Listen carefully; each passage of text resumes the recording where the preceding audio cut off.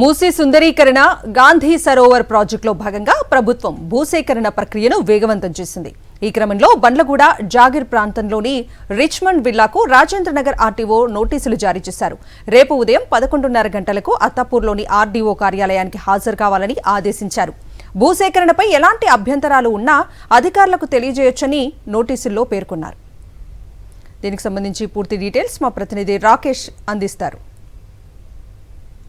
మూసీ సుందరీకరణ అలాగే గాంధీ సరోవర్ ప్రాజెక్టులో భాగంగా రాష్ట్ర ప్రభుత్వం భూసేకరణకు సిద్ధమైంది.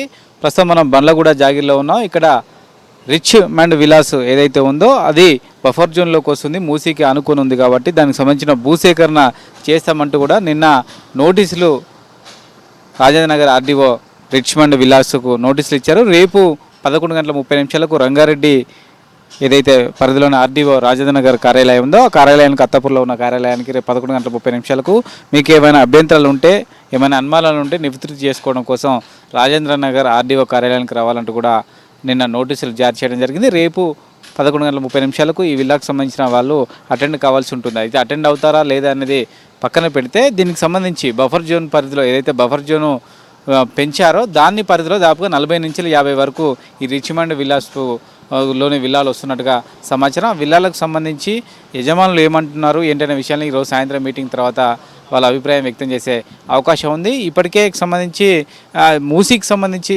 చుట్టుపక్కల ఏవైతే పరిసర ప్రాంతాలు ఉన్నాయో వాళ్ళకి చాలా వరకు కూడా నోటీసులు జారీ చేశారు.